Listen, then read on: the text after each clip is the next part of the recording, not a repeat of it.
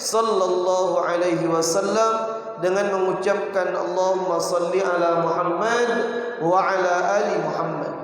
Bapak Ibu kaum muslimin kaum muslimat jemaah Isya yang dimuliakan Allah Subhanahu wa taala, kajian yang akan kita sampaikan Bapak Ibu, hal-hal yang perlu diperhatikan sebelum kematian datang menjelang.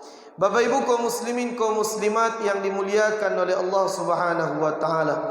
Jadi kalau berbicara tentang kematian Bapak Ibu disebutkan wa kafa bil mauti wa'idan, cukuplah kematian itu yang menjadi wa'idan, pelajaran, kemudian menjadi pengalaman kepada kita untuk menjadi hikmah bagi kita.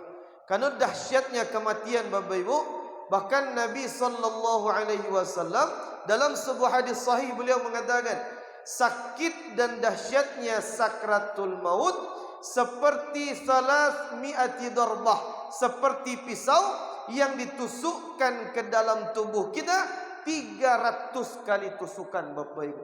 Itu dahsyatnya sakratul maut.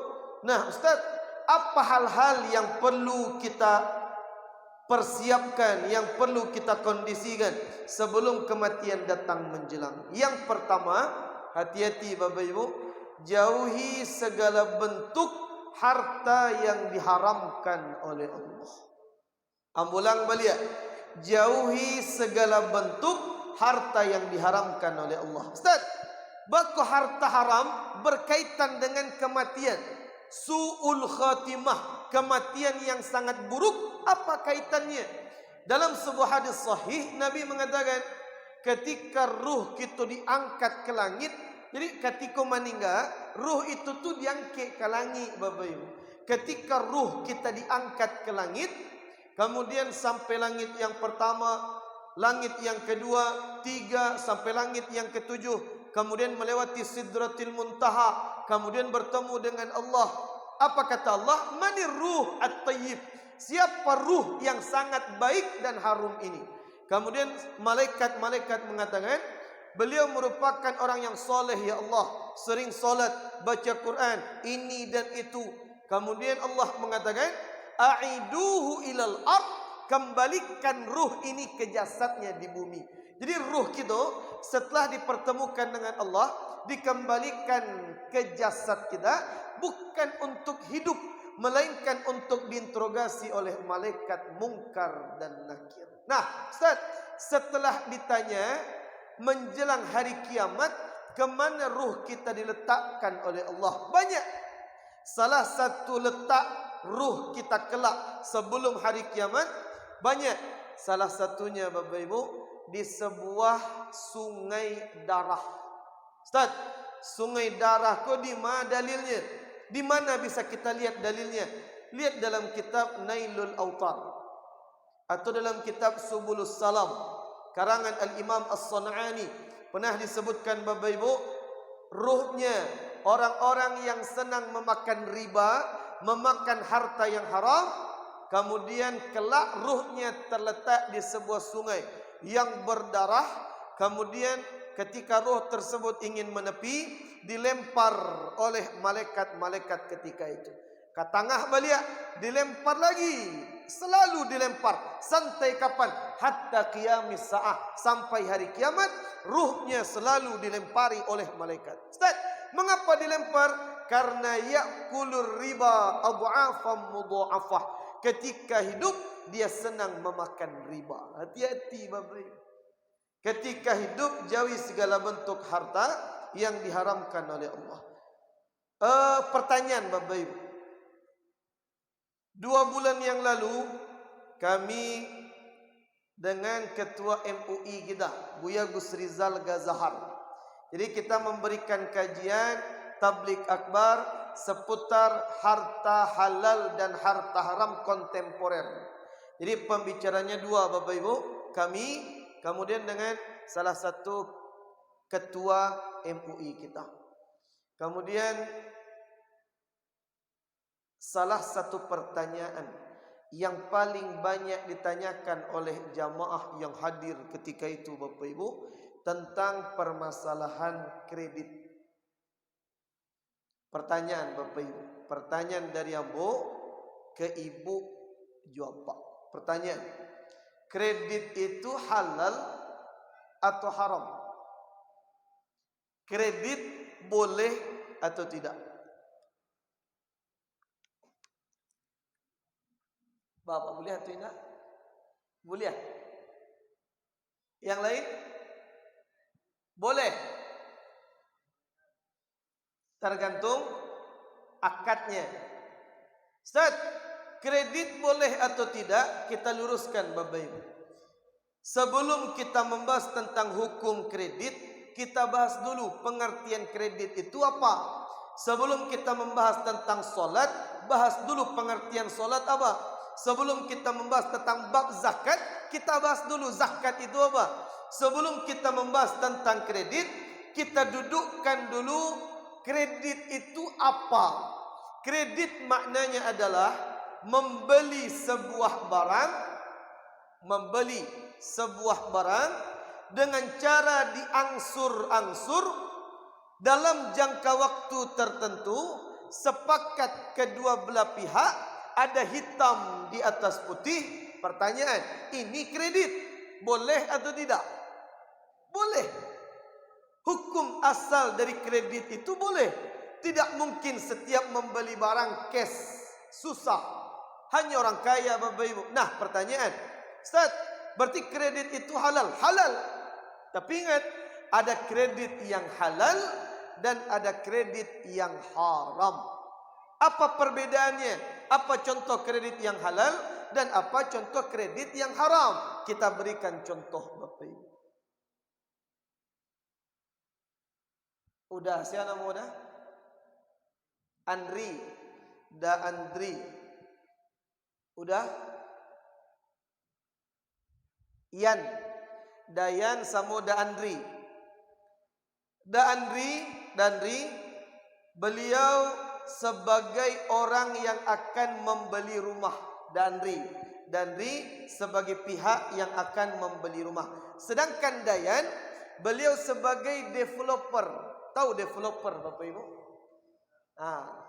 Developer itu orang yang membangun rumah, membuat perumahan, kemudian dia jual, dia pasarkan. Itu developer. Kebetulan Dayan, beliau sebagai developer, Dandri orang yang akan membeli rumah. Kemudian datanglah Dandri ke tempat Dayan. Kemudian beliau mengatakan, Pak Yan, betul Bapak jual rumah? Yo, berapa satu rumah? Satu unit rumah harganya 300 juta. Kemudian Dandri, beliau hanya memiliki uang cash 50 juta. Jadi tabungan beliau hanya 50 juta. Sedangkan harga satu unit rumah 300 juta. Kemudian datanglah Dandri ke tempat Dayan. Ambo punya uang 50 juta. Ambo jadikan sebagai DP, uang muka, proskot. Nah, sedangkan sisanya Ambo cicil, diangsur-angsur ke Dayan. Ingat Bapak Ibu, developer manapun di dunia itu tidak mau kredit dengan beliau. Beliau butuh uang cash. Kenapa developer ingin uang cash? Uang beliau sudah banyak terbenam ketika membuat rumah. Kemudian ketika beliau menjual, beliau ingin uang cash 300 juta. Kemudian Dayan menyampaikan ke Dandri, Pak Andri, saya terima uang DP Anda 50 juta, sedangkan sisanya 250 juta. Anda pergi ke bank, kemudian pinjam uang ke bank, nanti berikan ke saya. Anda yang mencicil ke bank setiap bulan. Kemudian Dandri datang beliau ke bank. Kebetulan Ambo karajo di bank. Datang beliau ke bank. Assalamualaikum, waalaikumsalam. Ustaz. Nak usah panggil Ustaz, Ambo karajo di bank Bapak Ibu. Pak Hafiz. Iya Dandri, Ambo kan menyampiti. Berapa? 250 juta. Untuk apa? Untuk membayar sisa pembelian rumah. Kemudian kami survei, kami kumpulkan berkas-berkasnya. cair uang 250 juta kami berikan ke Dandri, nanti beliau yang menyerahkan ke Dayan. Pertanyaan Bapak Ibu, rumah sudah lunas atau belum? Sudah lunas atau belum? Sudah. Kenapa sudah? DP sudah diberikan 50 juta, tambah dari bank 250 juta, pas 300 juta. Berarti urusan dengan Dayan selesai atau tidak? Selesai. Rumah sudah lunas. Yang berhutang siapa Bapak Ibu? Dandri. Kama beliau berhutang ke bank 250 juta, diangsur dalam jangka waktu 10 tahun, setiap bulan sekian juta, ada bunga 0,5% setiap bulan, ada hitam di atas putih, sepakat antara Dandri dengan kami pihak bank, sepakat. Pertanyaan, kredit seperti ini halal atau haram? Halal atau haram? Haram. Ada yang halal Bapak Ibu? Ada yang halal? Haram sadonya? Ragu. Ustaz, halal atau haram? Kita berikan contoh kedua Bapak Ibu. InsyaAllah beko ibu jawab bisa membandingkan mana kredit yang halal dan mana kredit yang haram. Dandri sama, beliau memberi rumah ke Dayan seharga 300 juta, kemudian beliau berikan DP uang muka 50 juta, sisa 250 juta. Beliau datang ke bank, Pak, pinjam uang 250 juta. Untuk apa Pandri? Untuk membayar sisa pembelian rumah. Oh, tidak bisa. Kalau kami pinjamkan uang 250 juta, kemudian ada bunga setiap bulannya walaupun 0,5%, kullu qardin jarra naf'in fahuwa riba. Setiap pinjaman yang ada tambahan bunga di dalamnya, hukumnya riba. Tak bisa. Baca ronyole Pak, ambonio jo membeli rumah, piti nado piti kes, baca ronyole. Ada caranya. Bagaimana caranya? Kemudian kami sampaikan ke Dandri, tolong tarik kembali DP yang sudah diberikan 50 juta. Batalkan akad kedua belah pihak antara Dandri dengan Dayan. Batalkan akad kedua belah pihak. Minta 50 juta lagi. Kemudian Pak, sudah saya minta 50 juta. Kemudian kami hubungi Dayan yang sebagai penjual rumah.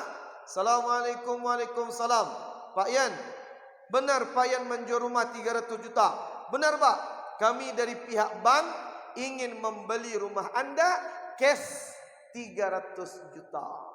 Kami transfer uang 300 juta, kemudian kunci rumah sudah kami miliki. Pertanyaan, kini rumah milik siapa Bapak Ibu?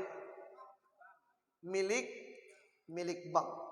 Kemudian kunci sudah dengan kami, pihak bank. Kemudian kami hubungi Dandri, dah jadi udah membeli rumah. Jadi Pak, tibalah ke bank. Kemudian rumah yang sudah kami beli 300 juta, kami jual ke beliau 500 juta. Dibagi dalam jangka waktu 10 tahun, setiap bulan sekian juta, ada hitam di atas putih, sepakat kedua belah pihak. Pertanyaan, mana kredit yang halal? Yang pertama atau yang kedua? Yang kedua. Ustaz, kenapa yang kedua? Akadnya berbeda. Sama-sama mendapatkan keuntungan, tapi berbeda. Akad yang pertama, akadnya qard, pinjaman. Setiap pinjaman yang berbunga, hukumnya adalah riba. Haram cara yang pertama. Ustaz, baku haram. Dandri minjam uang 250 juta. diangsur 10 tahun, setiap bulan sekian juta, ada bunga 0,5% setiap bulan. Setelah terhitung 10 tahun, jumlah yang dikembalikan pinjaman tadi pas 250 atau berlebih, Bapak Ibu? Berlebih, itu riba, haram.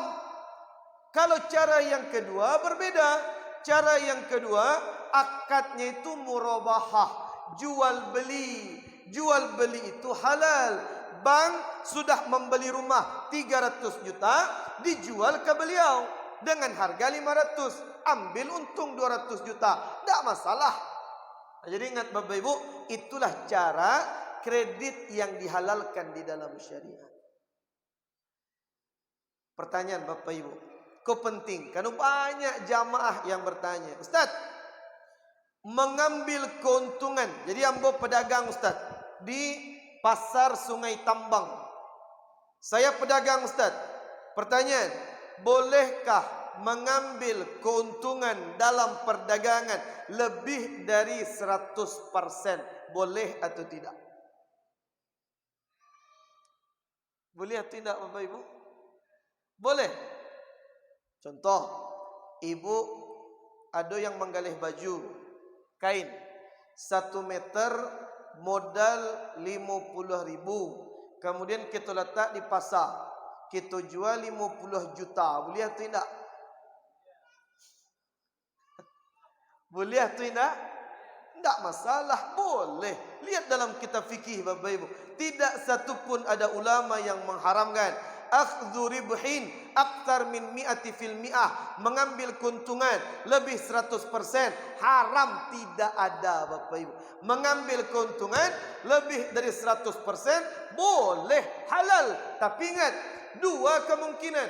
Kemungkinan yang pertama, dagangan kita tidak akan laku lama Bapak Ibu.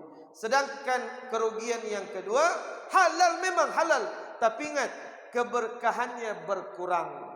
Ini halal Bapak Ibu. Ustaz, kalau berkahnya kurang, bagaimana cara untuk mendatangkan keberkahannya? Zakat keluarkan, perbanyak sedekah. Sesuatu yang kurang baik, sesuatu yang kurang berkah, bisa diberkahi dengan zakat, dengan sedekah. Tapi kalau harta haram, tidak bisa disucikan dengan zakat dan sedekah. Ustaz, ambo tahun kini berzakat 100 juta. Bako banyak nampak berzakat tahun kini. Oh ya Ustaz, ambo tahun kini korupsi 20 miliar Ustaz. Tak bisa. Ma tawallada minal harami haram, sesuatu yang tumbuh dari yang haram, maka selamanya akan tetap menjadi haram. Jadi ingat Bapak Ibu, itulah kredit yang diperbolehkan dalam syariat. Mengambil keuntungan lebih dari 100% boleh, halal. Tapi ingat, kerugian dua yang kita dapatkan. Ustaz, berarti jual beli yang haram itu yang bagaimana?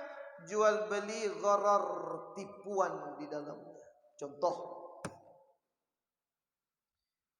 iko galih Bapak Ibu, gelas, bahannya kacu, kemudian anggap galih iko Bapak Ibu ada ukiran-ukiran bunga indah di situ, indah luar biasa. Kebetulan ambo sebagai penjual gelas di pasar Sungai Tambang. Kemudian ketika menjual gelas, ambo letak di kadai. Galih iko dulu modalnya ambo bali lebih kurang 100.000. Kemudian ambo letak di kadai, ambo jual 1 juta. Berapa persen keuntungan ambo ambil Bapak Ibu? Ambo letak di kadai, ada orang yang menawar. Ustaz, rancak galihnya Ustaz. Kau baranggonya Ustaz? 1 juta. Mahal ya. Tapi yang bocah lihat bahannya mantap, adalah ukiran-ukiran bunga luar biasa. Tanya Cik Ustaz, iko ko di mana dulu Ustaz Bali? Kemudian ambo jawab, iko dulu ambo Bali di Selandia Baru, luar negeri Selandia Baru. Padahal di Kambang Baru. Badut tu Bapak Ibu. Untuk laku, itu yang haram. Gharar, tipuan. Kita mengambil untung banyak tapi berdusta. Ini yang haram. Tapi kalau seandainya kita menjual barang harga tinggi, tidak berdusta, orang yang membeli uangnya ada, dia suka dengan barang yang kita jual, tidak ada pemaksaan, ambil untung lebih 100%, silahkan sah-sah saja. Jadi ingat Bapak Ibu, tapi ingat, lebih baik tiru orang Cina Bapak Ibu. Kenapa orang Cina? Ambil untung sedikit, tapi yang laku itu banyak, luar biasa. Jadi ingat Bapak Ibu, itulah transaksi yang halal dan ini transaksi yang haram. Ustaz, di Sumatera Barat lah ada kredit yang syariah Ustaz. Kamu tak tahu Bapak Ibu. Yang kami tahu dua daerah yang pasti kredit transaksinya. Yang pertama Bank Daerah NTB di Lombok. Kemudian yang kedua Bank Islami Aceh. Dua bank di dua negeri Islam ini, dua daerah Islam ini memang sudah benar-benar mengadopsi sistem syariah yang memang benar-benar syariah. Jadi ingat Bapak Ibu, kita doakan mudah-mudahan Sumatera Barat dalam waktu dekat juga akan mencari jalan yang syariah. Bapak Ibu kaum muslimin kaum muslimat yang dimuliakan oleh Allah. Kemudian banyak juga pertanyaan Bapak Ibu dari jamaah gitu. Ustaz, pagang gadai itu halal atau haram? Pagang gadai tahu Bapak Ibu? Ada yang tak tahu? Tahu sadonya? Lai tahu. Pertanyaan Bapak Ibu, pagang gadai itu halal atau haram? Kini haram.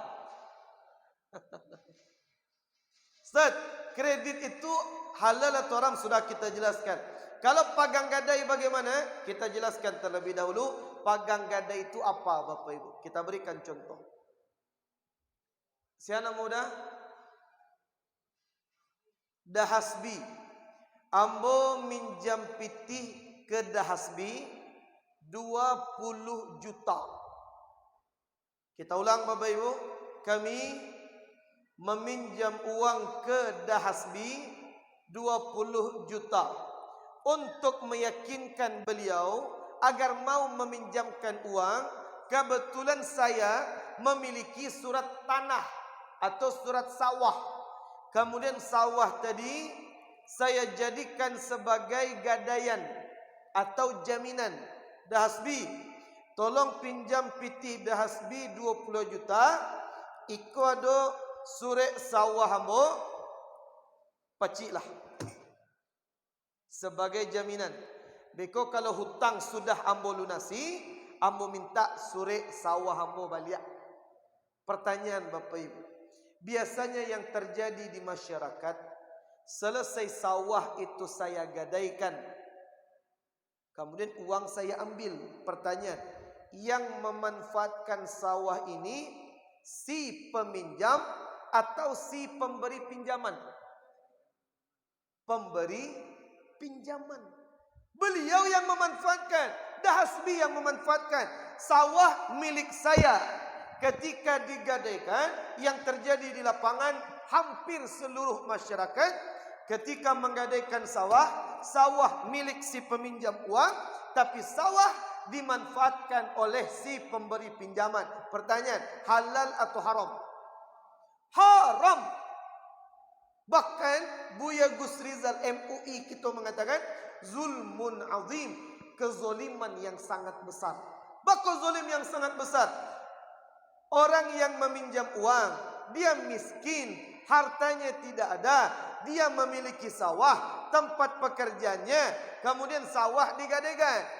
Sawah diambil oleh yang meminjamkan uang, hasil keuntungan panen juga dimanfaatkan oleh si pemberi pinjaman. Sedangkan orang yang meminjam uang tidak mendapatkan apa-apa, sudahlah miskin, kemudian keuntungan sawah diambil. Bapak Ibu, hutang berkurang atau tidak?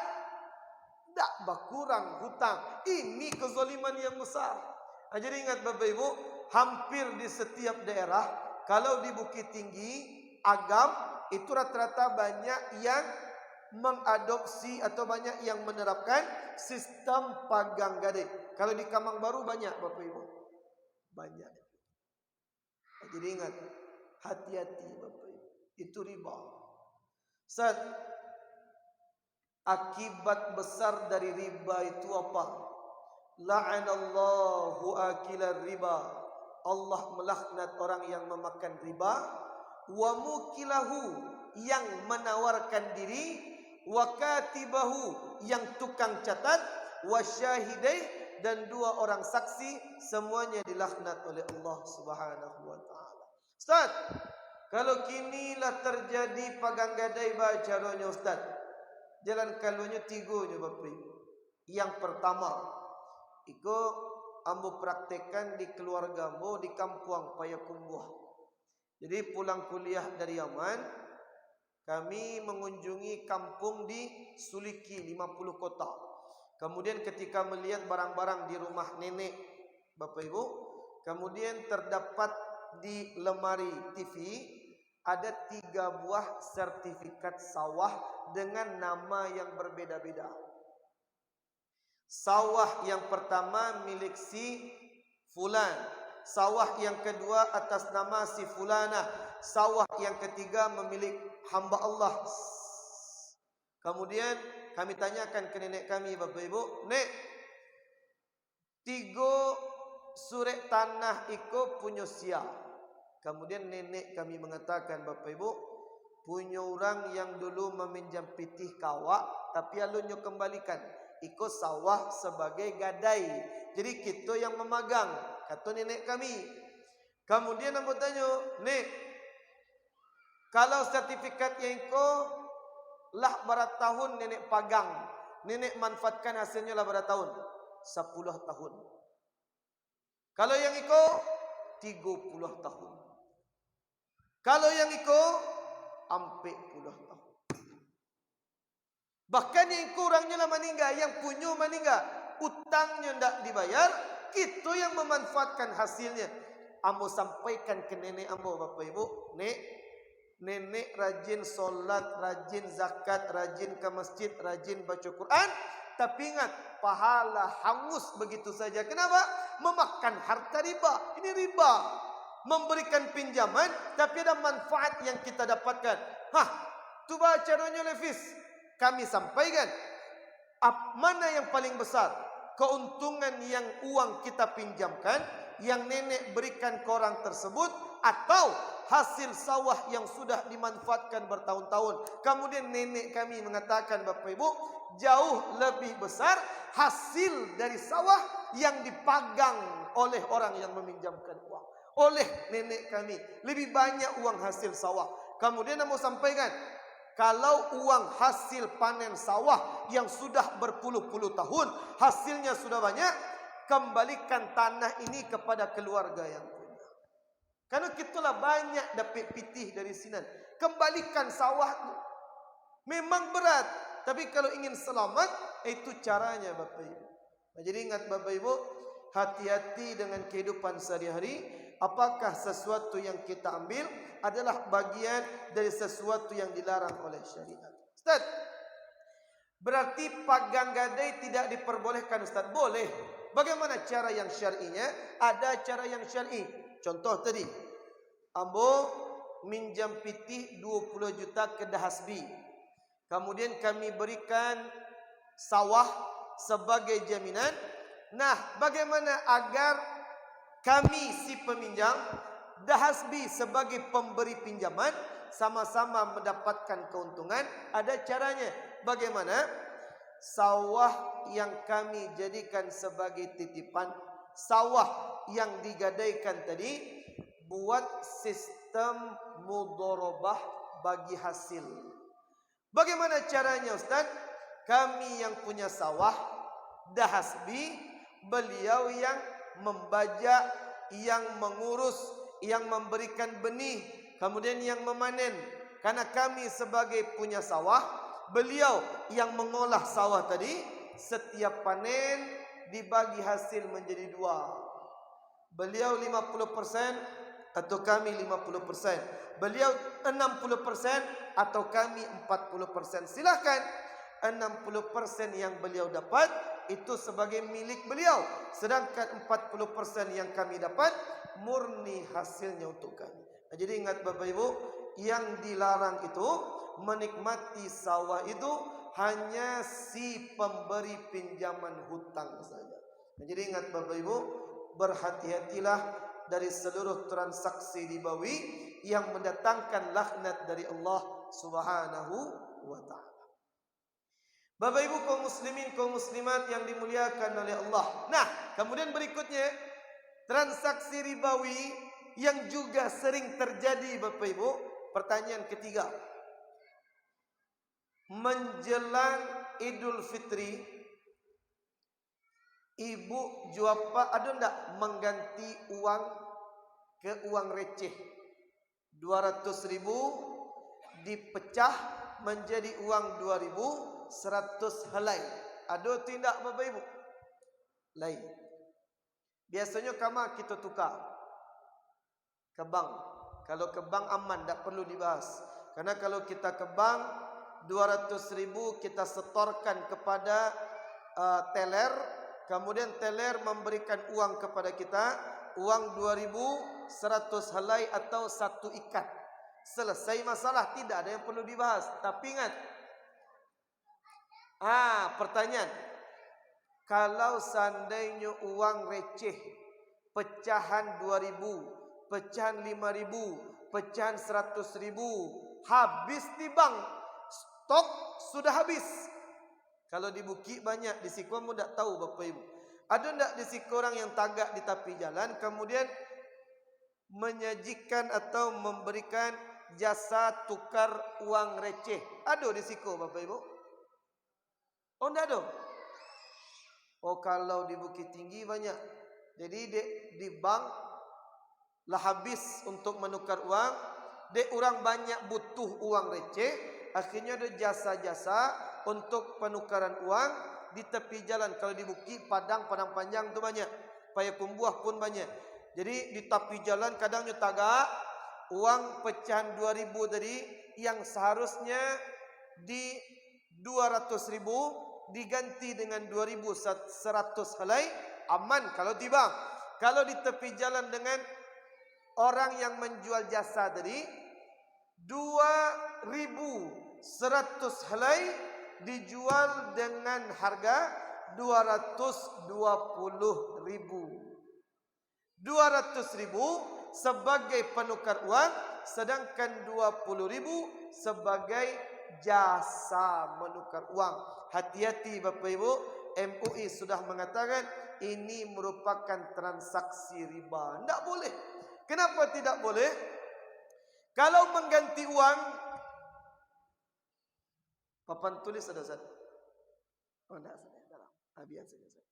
Jadi kalau kita transaksi ribawi disebutkan dalam hadis, "Adz-dzahabu bidz-dzahabi wal fiddatu bil fiddati wal burru bil birri wal milhu bil milhi wasyairu bis syairi yadan biyadin mislan bimislin."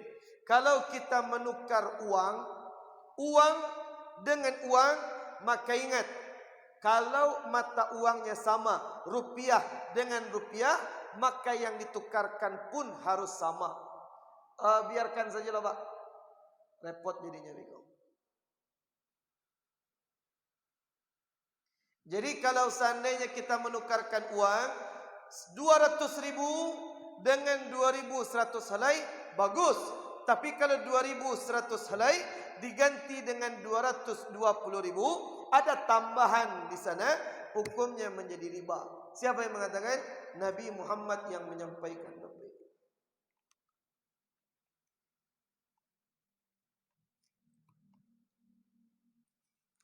Jadi kita cari rumus bagaimana sistem ribawi yang diterapkan di zaman kini Bapak Ibu.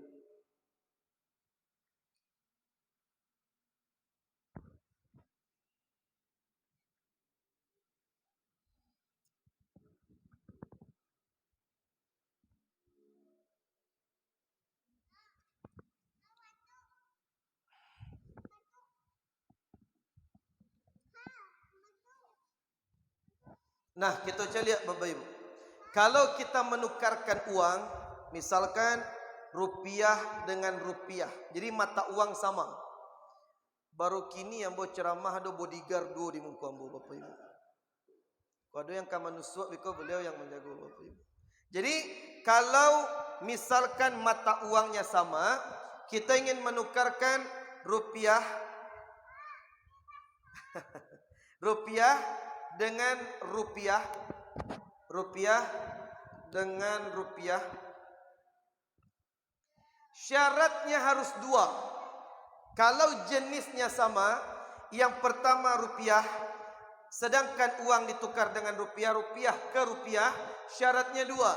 Yang pertama, nominal harus sama. Nominal sama.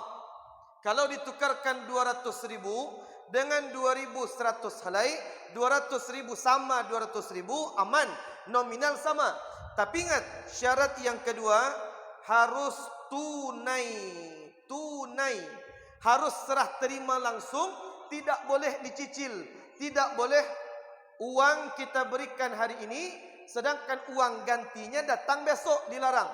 Jadi kalau kita ingin menukarkan rupiah dengan rupiah, mata uangnya sama, syaratnya dua. Mislan bi mislin kata Nabi, nominal harus sama.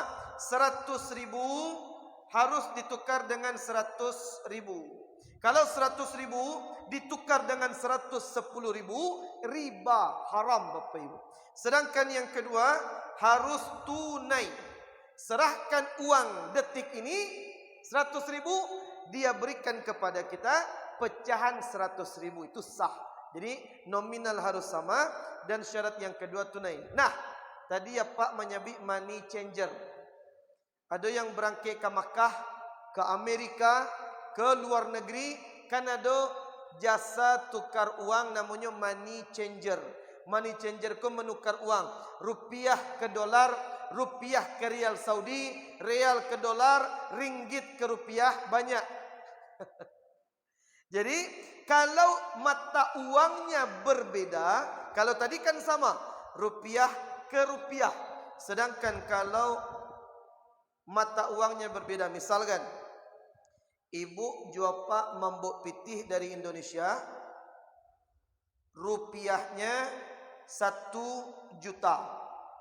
Kita tukarkan ke rial Saudi, rupiah ke rial. Kemudian, nah kalau mata uang berbeda, maka nominalnya boleh berbeda. Kalau rupiah ditukar ke rupiah, nominal harus sama. 100.000 ditukar 100.000. Kalau mata uangnya berbeda, rupiah ke real, rupiah ke dolar, maka nominalnya boleh berbeda. Tapi ingat, syaratnya hanya satu, yaitu tunai. Jadi kalau ibu jual pak, pakai money changer, menukar uang dari rupiah ke rial Arab Saudi, tukar di money changer, tapi harus selesai waktu itu juga. Tak boleh kita aja rupiah, tapi dolarnya biswa kita terima. Tak boleh. Nah, jadi faham Bapak Ibu, kalau rupiah dengan rupiah harus sama. Kalau rupiah dengan dolar, rupiah dengan rial, boleh nominalnya berbeda, tapi harus diserahkan tunai. Tidak boleh ditunda penyerahannya sampai waktu berikutnya. Nah, jadi itu masalah seputar harta halal dan haram yang terdapat di dalam syariat. Sebelum kita lanjutkan, ada pertanyaan atau yang kurang faham Bapak Ibu? Silakan Pak.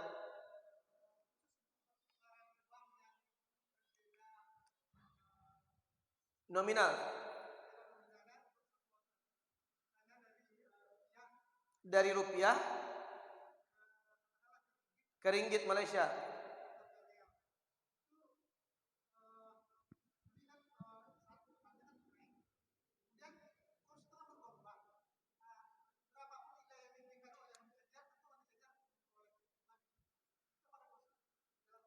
Bagus. Tidak termasuk ke dalam jenis riba. Bagus Pak. Tidak termasuk ke dalam sistem riba. walaupun si money changer mendapatkan keuntungan. Karena itu kurs yang selalu berubah-ubah. Sama dengan emas. Emas kan kadang naik, kadang turun, berubah-ubah.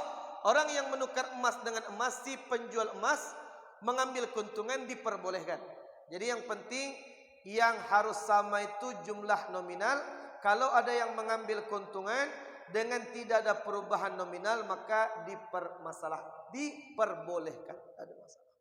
Jadi kalau rupiah ke rial, orang real mengambil keuntungan sekian, maka diperbolehkan karena kurs itu memang berubah-ubah. Itu Pak. Masih ada pertanyaan yang lain Bapak Ibu? Kalau tidak, kita lanjutkan. Kemudian yang berikutnya Bapak Ibu, yang pertama yang harus kita persiapkan menjelang kematian adalah memperbanyak menjauhi harta-harta yang ditinggalkan oleh Allah. Ustaz, ambo dulu acok memakan harta riba. Kini ambo lah taubat Ustaz. Baca caranya, tidak masalah. Falahu ma salaf. Yang lalu itu serahkan kepada Allah. Jangankan riba Bapak Ibu, jangankan riba. Ada ndak ibu juga Pak pernah mendengar kisah ada seseorang laki-laki membunuh 100 orang jo tangannya surang. Pernah nak mendengar ceritanya Bapak Ibu? Pernah. Dalam hadis Bukhari, hadis sahih, seorang laki-laki sudah membunuh 100 orang, 99 orang. Datang dia ke seorang ustaz. Ustaz, saya sudah membunuh 99 orang. Kalau seandainya saya bertaubat hari ini, detik ini, apakah Allah akan mengampuni saya? Kemudian ustaz tadi mengatakan, tidak, dosaku banyak, angku tidak akan masuk surga, taubat tidak akan diterima. Kemudian berangnya nyambil pisaunya cucu ustaz tadi. Pas 100 orangnya bunuh. Setelah membunuh 100 orang, beliau bertaubat kepada Allah, hijrah beliau meninggalkan tempat beliau bekerja. Ketika beliau meninggalkan tempat beliau bekerja, tempat beliau tinggal dulu yang sudah membunuh 100 orang, di tengah jalan meninggal. Makanya malaikat pun juga berbeda pendapat Bapak Ibu. Bukan cuma ulama berbeda pendapat, malaikat pun kata Nabi berbeda pendapat. Kenapa berbeda pendapat para malaikat? Malaikat rahmat mengatakan karena dia sudah bertaubat masuk ke dalam syurga. Sedangkan malaikat yang lain mengatakan tidak. Dia sudah membunuh banyak orang, bertaubat hanya beberapa jam, kemudian meninggal. Maka tempatnya di neraka. Akhirnya usut punya usut. Setelah diselesaikan persoalan tersebut, Allah mengatakan orang tersebut masuk ke dalam syurga. Bayangkan Bapak Ibu, membunuh 100 orang, bertaubat kepada Allah, diampuni. Apalagi yang riba, belum kita bunuh 1 orang. Jadi kalau dulu kita pernah memakan harta riba, maka segera tinggalkan yang berbau dengan riba. Ambo saja Bapak Ibu, istri ambo awal menikah dulu, istri ambo kerja di bank. Istri ambo kerja di bank dulu. Jadi waktu pulang kuliah dari Yaman, ambo kajian di Masjid Agung Bukit Tinggi. Kajian, kemudian selesai kajian ada pertanyaan dari jamaah wanita. Bertanya beliau, Ustaz, saya saat ini kerja di bank. Kemudian ragu atau galau untuk berhenti atau tidak. Jadi beliau banyak bertanya hukum bekerja di bank. Kemudian kami sampaikan hukumnya begini, akibatnya begini, ini yang dihasilkan. Kemudian beliau menangis Bapak Ibu. Ada jamaah ibu-ibu yang lain mengatakan, Ustaz, beliau itu tinggal di belakang masjid. Beliau niat keluar dari bank cuman ragu. Karena kalau keluar dari bank itu banyak membayar uang yang sudah diberikan, gaji yang sudah diterima. Kalau mengeluarkan diri sepihak itu membayar uang. Atau entah penalti, entah pun namanya tidak tahu. Kemudian esok hari ambo ke rumah beliau. Ambo tanya, beliaulah menikah tu alun. Alun menikah.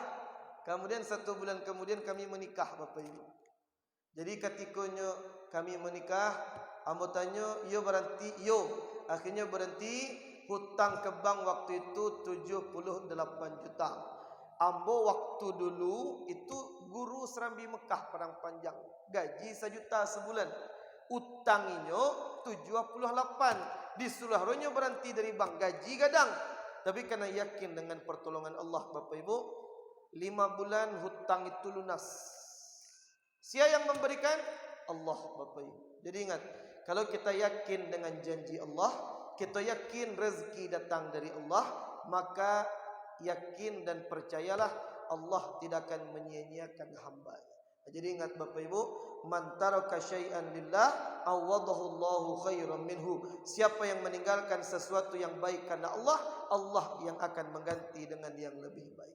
Bapak Ibu kaum muslimin, kaum muslimat yang dimuliakan oleh Allah. Ustaz, kalau ada misalkan orang nyokarajo di bank konvensional, boleh atau tidak Ustaz? Perlu kita sampaikan Bapak Ibu. Hukum kerja di bank, ambo kalau masalah riba, ndak nio gagabah memutuskan Bapak Ibu. Kita lah diskusi dengan MUI, kita lah diskusi dengan para guru-guru kita. Ketika disampaikan Bapak Ibu, kerja di bank itu memang dilarang. Karena yang berkaitan dengan riba lebih baik ditinggalkan. Tapi MUI mengatakan, bahkan ditulis dalam fatwa MUI tentang komisi fatwa mengenai hukum bekerja di bank, haram. Diperbolehkan jika, ulang balik, diperbolehkan jika yang bekerja itu suami, beliau tulang punggung keluarga, anaknya banyak, kemudian pekerjaan yang lain tak ada, usaha yang lain tak ada, tapasunya kerja di bank, boleh atau tidak? Boleh. Siapa yang mengatakan boleh? MUI kita mengatakan. Nyo anak banyak, kerja yang lain tak ada, kemudian tetap dia lanjutkan kerja di bank, silahkan. Tapi ingat, tetap berusaha mencari pekerjaan yang lain. Walaupun gajinya tidak banyak, tetap kita berusaha mencari. Memang boleh Ustaz serupa itu? Boleh. Bako boleh Ustaz? Darurat. Apa dalilnya? Ad-darurat tubihul mahdurat. Sesuatu yang darurat, sesuatu yang mendesak, memperbolehkan sesuatu yang dilarang oleh Allah. Kerja di bank haram. Tapi kalau itu satu-satunya pekerjaan, tidak ada pekerjaan yang lain, anak banyak, tinggalkan pekerjaan itu. Tapi ingat, kalau kitalah kayo, orang tua kita kayo, bisnis sampingan ada, tetap kita kerja di bank. Ini yang jadi masalah. Atau memiliki bisnis yang lain, tetap kita lanjutkan kerja di bank. Ini yang masalah. Tapi kalau memang darurat, boleh Ustaz, boleh. Kalau dalam kondisi darurat. Bapak Ibu kaum muslimin, kaum muslimat yang dimuliakan oleh Allah. 1, jauhi segala bentuk harta yang diharamkan oleh Allah. 2, yang harus kita persiapkan menanti kematian Bapak Ibu, perbanyaklah membaca tahlil kepada Allah. Bako serupa itu Ustaz. Ada kisah Bapak Ibu. Siapa yang mencari Tuhan? Salah seorang ulama besar Indonesia, nama beliau Profesor Dr. Said Agil Al-Munawwar. Lek kenal Said Agil Munawwar Bapak Ibu? Kenal nama mulai. Nya beda Bapak Ibu, ada Said Agil Munawwar, ada Said Agil Siraj. Yang kita maksudkan Said Agil Al-Munawwar, bukan yang Siraj. Said Agil Munawwar itu Masya Allah luar biasa Bapak Ibu. Ulama yang sangat cerdas. Ambo mengakui beliau cerdas luar biasa. Bahkan ulama di Indonesia, kalau tidak tahu jo beliau, berarti bukan ulama. Karena Said Agil Munawwar itu ulama besar, luar biasa. Jadi Profesor Dr. Said Agil Munawwar, ibu Jopak kan kenal Ustaz Adi Hidayat. Ustaz Adi Hidayat itu kan cerdas. Hafal letak ayat, posisi ayat, nomor ayat, kemudian sekian-sekian. Tahu Tapi Profesor Dr. Said Agil Al-Munawar lebih cerdas dibandingkan Ustaz Adi Hidayat. Bukan sekedar posisi ayat, bukan sekedar nomor ayat, tafsirnya pun beliau tahu.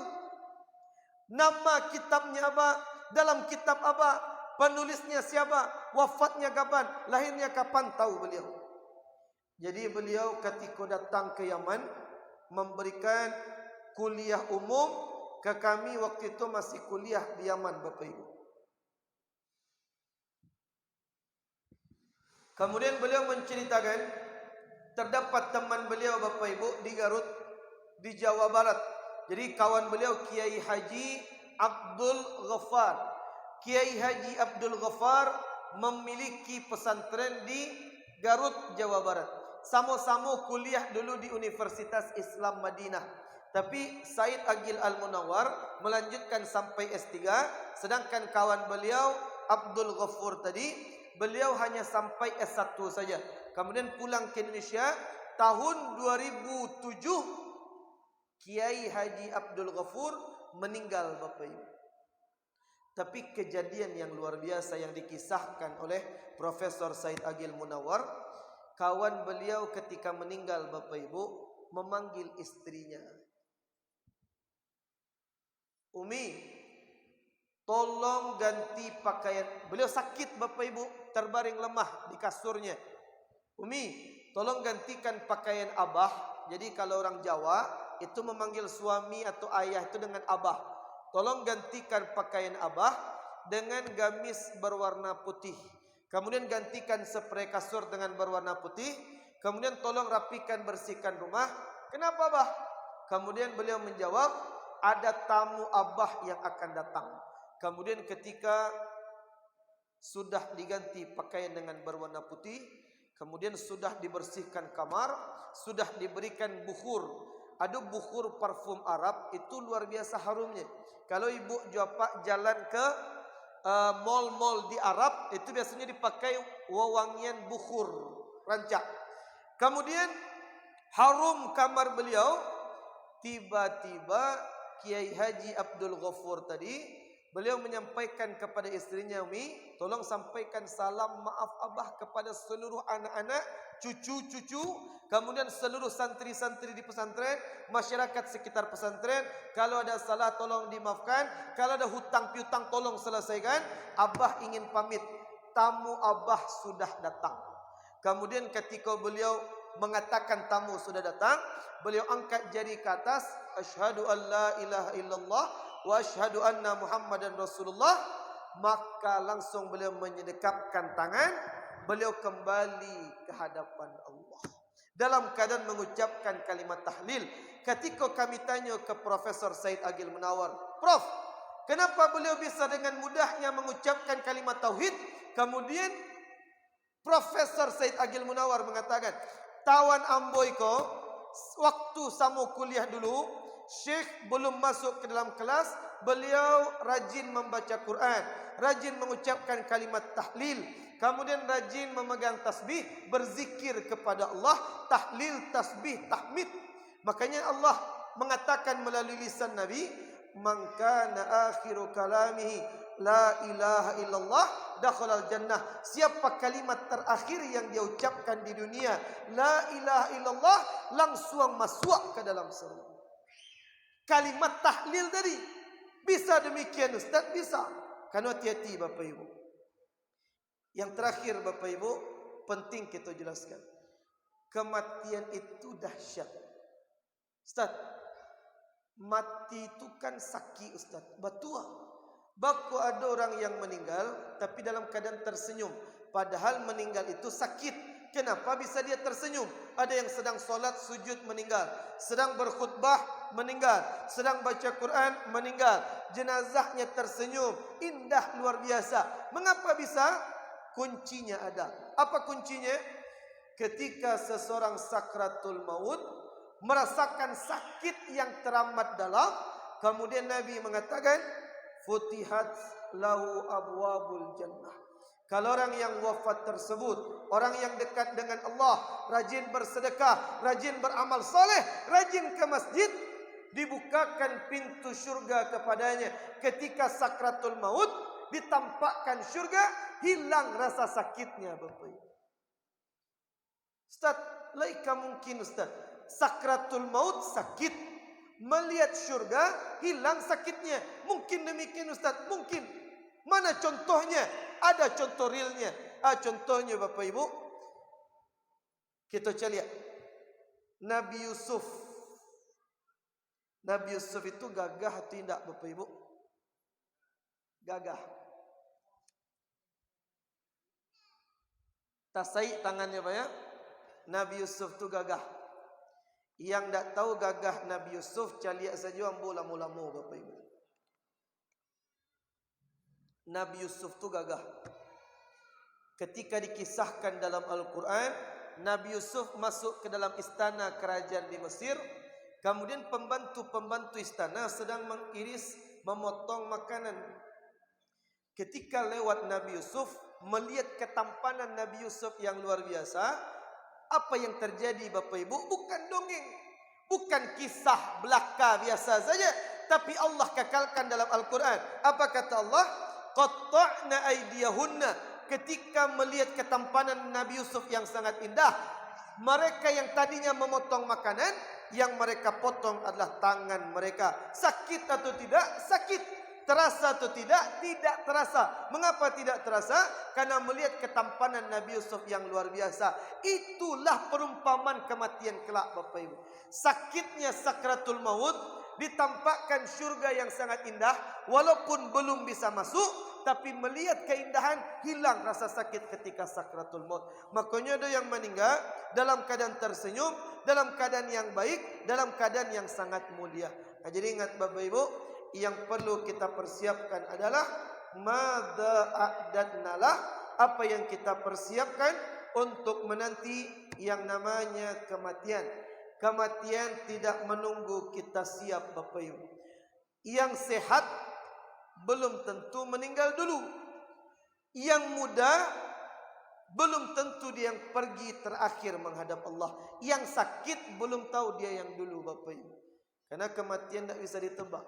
Ada jamaah kita di Solo bercerita Bapak Ibu, beliau memiliki penyakit kanker otak stadium 4. Rambut lah mulai rontok, kemudian badan kurus, muntah darah, kemudian check up ke rumah sakit, keluar hasil daripada check up di rumah sakit, hasil medis.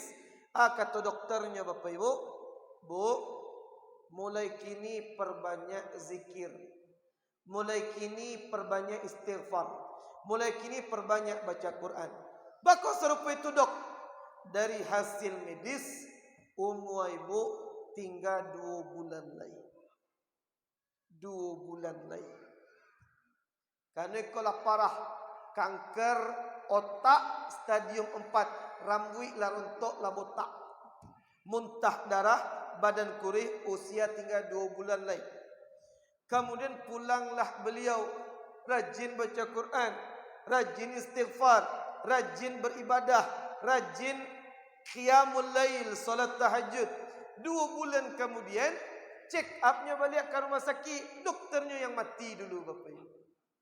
Kan itulah kematian, tak tahu kita bila datang.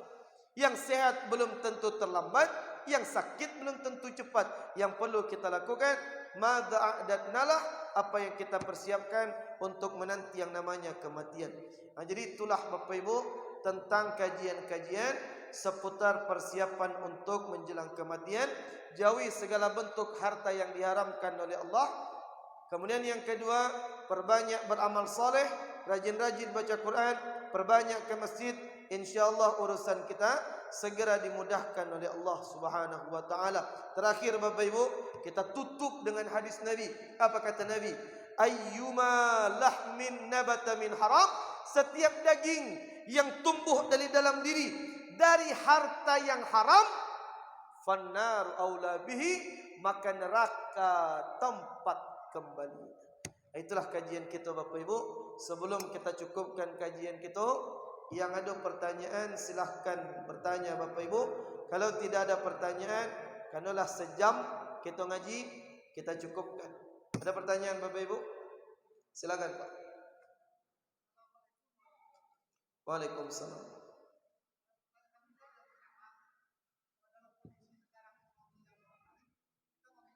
Kondisi apa?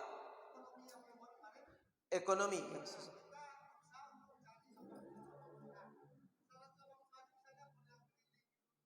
Model briling.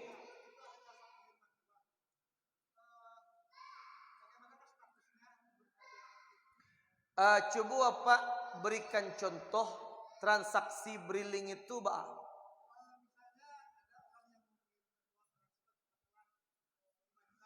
Mengirim uang transfer, misalkan saya mengirim uang 5 juta, kemudian 50 juta.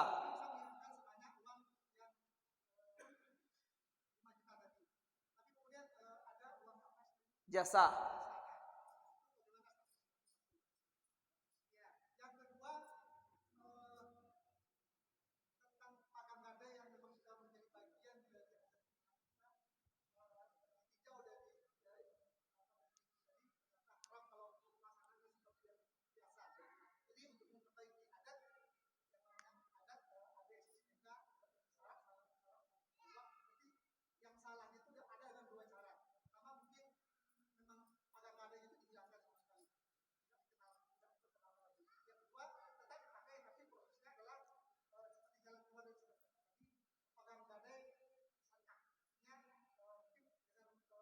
Bagi hasil.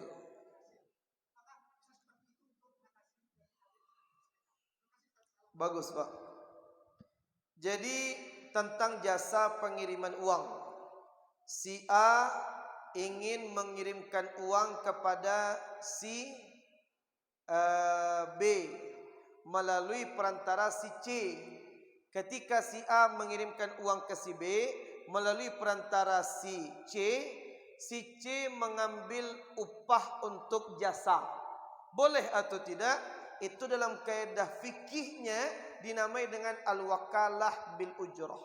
Jadi si A, Pak, tolong kirimkan uang saya 1 juta kepada si B, nanti saya berikan uang jasanya. Tidak masalah, itu namanya perwakilan, mewakilkan kepada si C bil ujrah, diberikan upah jasa, tidak masalah, diperbolehkan. Karena tidak ada unsur riba di sana, pinjaman tidak, jual beli uang pun tidak, kita mewakilkan pengiriman uang, wakalah namanya. Upah yang diberikan itu ujrah. Jadi dalam kaidah fikih wakalah bil ujrah. Kemudian yang kedua masalah pagang gadai.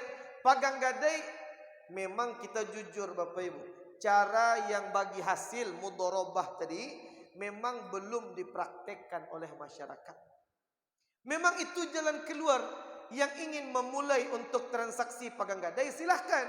Tapi ingat, cari cara yang tidak menyentuh ranah riba. Bagaimana caranya? Salah satunya yang tadi, bagi hasil. Itu boleh. Tapi kalau yang selama ini sudah terjadi di masyarakat, itu tidak ada yang namanya bagi hasil. Jadi kalau yang sudah terjadi, bertaubat kepada Allah, selesaikan cepat urusan pagang gadai tersebut, berhentilah memakan harta dengan cara yang tidak halal itu. Masih ada pertanyaan lain Bapak Ibu? Silakan Bu.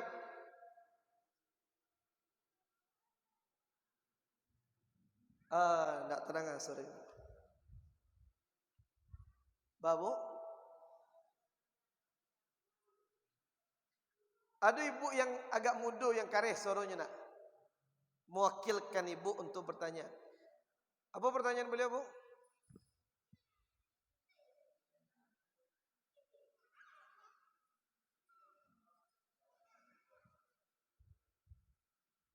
Panik repot ibu jadinya. Silakan Bu.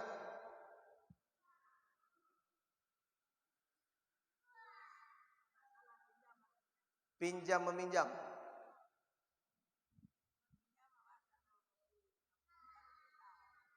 Minjam ke kampung susah.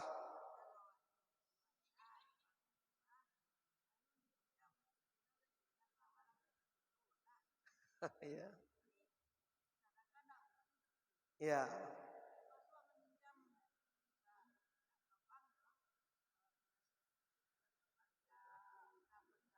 koperasi.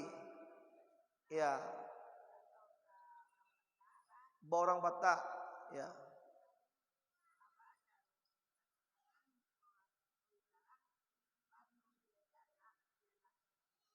Biar anak sekolah. Itu mak ya. Dah bagus, bagus. Bu, Pak, ada pertanyaan. Ustaz, ambo ni minjam pitih. Kalau minjam pitih ke keluarga ndak dapat. Minjam pitih ke kawan, kawan pilih-pilih. Akhirnya minjam ke koperasi atau pinjam ke orang Batak. Mall keliling, bank keliling. Kemudian kita meminjam misalkan amak minjam pitih 5 juta. Kan ada bunganya, dikembalikan misalkan 8 atau 9 juta. Yang pertama dulu, ikut tetap transaksi yang dilarang, mak. Tetap dilarang. Ustaz, baca caranya lain. Ambo kalau cari to kisah ambo Bapak Ibu, bisa ditanya ke Ustaz Zaki, kan beliau dulu ceramah kamari. Tu abang ambo tu. Jadi ambo beradik kakak berampik Bapak Ibu. Balimo. Kemudian ketika sejak ketik kemalangan, habis harta orang tua, kadai dia biak maliang, kain-kain dia biak sadonyo, yang dulu rumah gadang, kini tinggal di ruko petak, 3 kali ampek 1 lantai, miskin. Ketika orang bertanya kini ke orang tua, Pak, ada tak dulu kita minjam utang, minjam uang ke bank untuk sekolah kami? Kan kata mak tadi untuk sekolah anak. Ada tak minjam uang untuk kami dulu sekolah ke bank atau ke rentenir? Ada tak? Ayah kami menyampaikan, Bapak Ibu, tak pernah kita minjam uang. Bahkan tak pernah. Setiap akan membutuhkan uang, ada sepiti maswak tibu. Bahkan bisa, karena kalau kita memang yakin Allah akan membantu, ada si caranya bikutubu. Tapi kalau kita butuh piti, yang tabayang bank, koperasi, rentenir, itu saja yang jalan keluarnya. Akhirnya jalan keluar yang lain ditutup oleh Allah. Jadi sarancanya mak, kalau mak butuh piti, tetap usahakan jangan pai ke yang berkaitan dengan riba tadi. Koperasi, rentenir tidak usah.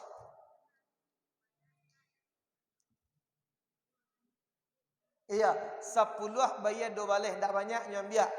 10 juta amak tarimo, 10 juta 1.000 rupiah nyambiak, itu tetap riba namanya, Pak. Jadi kalau dulu, kalau kini kan tak ada leh mak ya. Kini tak leh. Jadi cukup amak istighfar banyak-banyak, yang dulu tu serahkan kepada Allah. Istighfar banyak-banyak, insyaallah yang lalu tu lah berlalu, taubat saja kita. Itu mak ya.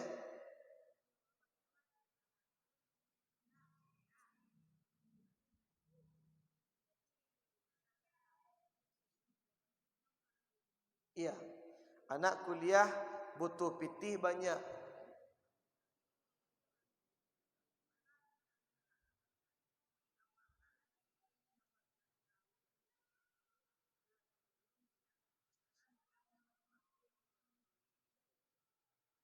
Jadi kalau lah berlalu, biarkan saja lemah. Jadi kalau kini atau ada di antara Bapak Ibu yang ingin meminjam uang yang bernilai tambahan tadi, yang ada unsur riba, tinggalkan, capek, jangan sampai minta jalan keluar ke lembaga-lembaga ribawi tadi. Jadi kalau berlalu, bertahun-tahun berlalu, biarkan saja lemah. Kini lembaran baru saja, istighfar banyak-banyak, insyaallah yang dulu tu selesai saja. Kini tak ada lemah ya. Alhamdulillah.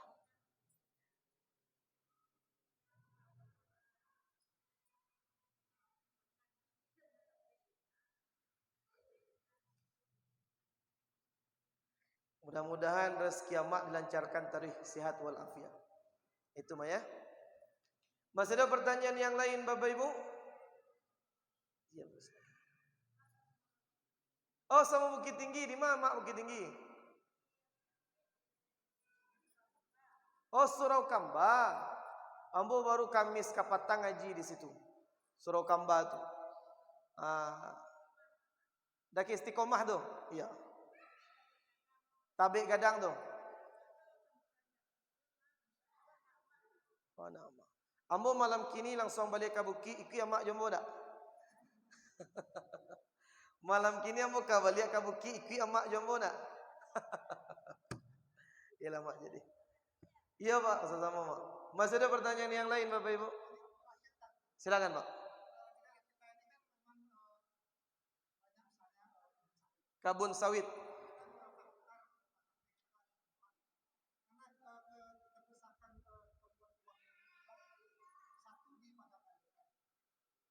Adakah solusi lain selain tadi kan ada solusi bagi hasil. Bisa nggak dengan misalnya jual beli berjangka? Jadi kita beli dalam 3 tahun, 3 tahun itu kita yang ambil hasilnya, setelah 3 tahun jadi kembali kepada dibeli lagi oleh orang yang tadi jual beli berjangka. Misalkan apa punya sawah, punya sawit 1 hektar. Kemudian apa minjam uang kamu, kamu pinjamkan apa piti, misalkan 50 juta. Kemudian balik Pak?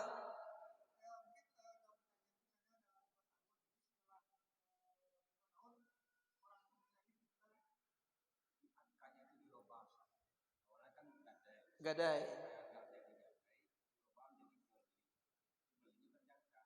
Yang membeli kos ya sudah. Meminjamkan uang. Meminjamkan uang kemudian beliau beli berjangka. Artinya dia tak jadi pinjaman, dia cuma membeli aja lagi. Oh gitu. Membeli berjangka. Misalkan 2 tahun. Setelah 2 tahun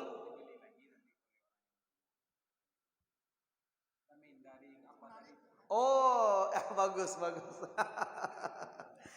Itu dibahas oleh MUI gitu ya. Itu namanya inah. Inah itu apa Ustaz? Inah itu memanipulasi istilah. Tidak benar. Tak bisa. Itu cuma istilah saja yang diganti. Biar selamat dari istilah gadai, diganti menjadi jual beli berjangka. Jadi tetap tidak diperbolehkan. Tetap tidak diperbolehkan. Itu namanya inah. Solusi 2. Yang pertama bagi hasil. Kemudian yang kedua, sawah itu disewakan ke orang yang memberikan pinjaman.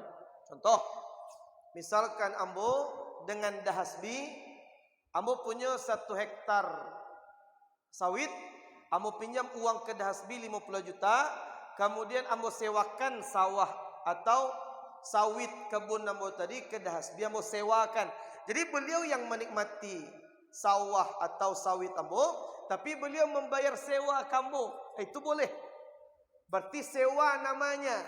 Beliau ingin memanfaatkan sawit silakan, tapi sewa per tahun misalkan sekian juta, itu boleh. Ambo pun dapat keuntungan dari sewa sawit ambo punya tadi, itu boleh. Jadi caranya cuma 2 Bapak Ibu, kalau tidak bagi hasil atau disewakan. Tapi kalau cara yang sudah terjadi selama ini itu memang dilarang. Masih ada pertanyaan yang lain? Cukup Bapak Ibu? Itulah kajian kita. Mudah-mudahan bermanfaat Bapak Ibu, dan Allah kembali mempertemukan kita. Kalau tidak di dunia, mudah-mudahan di jannahnya. Hadanallahu wa iyyakum ajmain. Subhanakallahumma wa bihamdika asyhadu an la ilaha illa anta wastaghfiruka wa atubu ilaik. Wassalamualaikum warahmatullahi wabarakatuh.